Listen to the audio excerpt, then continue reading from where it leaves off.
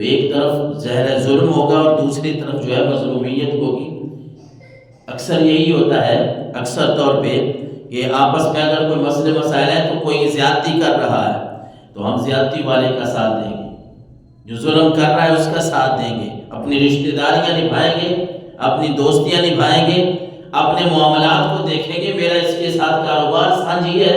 میں اس کے ساتھ فلاں معاملات میں چل رہا ہوں۔ لیکن اللہ کے نبی صلی اللہ علیہ وسلم کے صحابی حضرت سیدنا ابوبکر صدیق رضی اللہ تعالیٰ عنہ فرما رہے لوگوں، اللہ کے نبی سے ہم نے یہ بات سنی ہے کہ اگر ظالم کا ہاتھ لوگ نہ روکے تو پھر انتظار کرے کہیں اللہ ان کے اوپر عذاب نازل فرما دے۔ اور حضرت حسین رضی اللہ تعالیٰ عنہ وہ بھی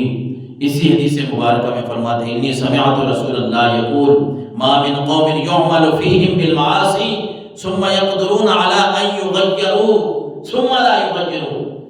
اللہ کے نبی کے صحابی کہتے لوگوں، میں نے حضور سے سنا کہ جس قوم میں برائیاں پائی جائیں، گناہ پائے جائیں اور قوم کے لوگ ان گناہوں کو روکنے کی طاقت رکھتے ہوں پھر نہ روکیں،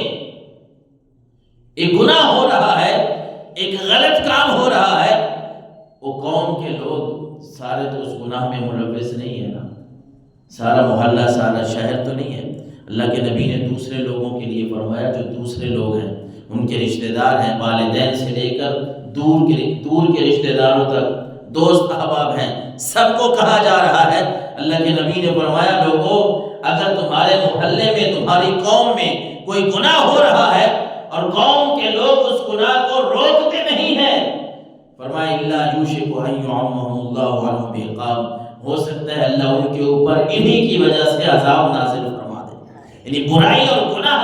جس کو روکنے کی طاقت ہو اس کو نہ روکا جائے تو یہ بعض دفعہ سارے لوگوں کے اوپر عذاب کا سبب بھی بنتا ہے۔ اس لیے اللہ نے فرمایا وَلْتَكُن مِّنكُمْ أُمَّةٌ يَدْعُونَ إِلَى الْخَيْرِ، تمہارے درمیان ایک ایسی جماعت ہونی چاہیے، ایک ایسا گروہ ہونا چاہیے، ایسے لوگ ہونے چاہیے يَدْعُونَ إِلَى الْخَيْرِ وَيَأْمُرُونَ بِالْمَعْرُوفِ وَيَنْهَوْنَ عَنِ الْمُنكَرِ، جو نیکی کی دعوت دیں، اچھے کاموں کی دعوت دیں، برے کاموں سے روکیں، لوگوں کو بتائیں کہ یہ اچھے کام ہیں، یہ برے کام ہیں، اولئک هم المفلحون، اور فرمایا یہی کامیاب لوگ ہیں جو نیکی۔ یہ بات نہیں ہے جس طرح ہمارے ہاں یہ کہا جاتا ہے کہ نہیں جی ہم بس اپنے آپ کو سنبھالیں گے، کوئی کیا کر رہا ہے ہمیں اس سے کوئی غرض نہیں ہے۔ نہیں، جہاں ہمارا بس چلتا ہے وہاں ہم نے ضرور برائی سے روکنا ہے۔ اپنے آپ کو سنبھالنا یا اپنے آپ کو نمازی بنا لینا، اپنے آپ کو تہجد گزار بنا لینا، اپنے آپ کو نیک بنا لینا، یہ بھی بہت بڑا کام ہے، افضل کام ہے۔ لیکن اگر گھر والے ہیں، اولاد ہے، اپنے رشتہ دار ہیں، یعنی جہاں ہمارا بس چلتا ہے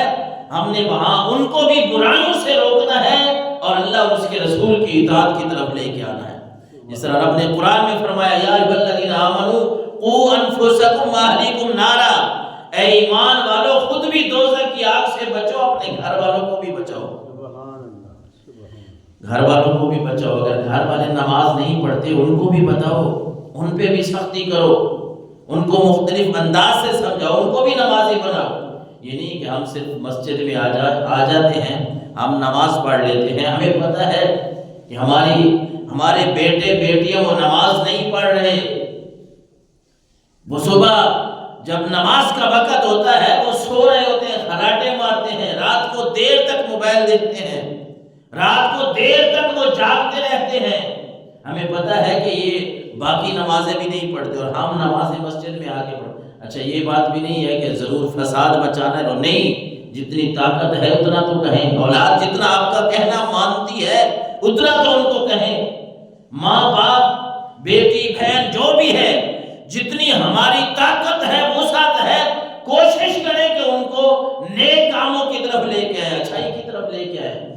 نہیں تو ہماری نماز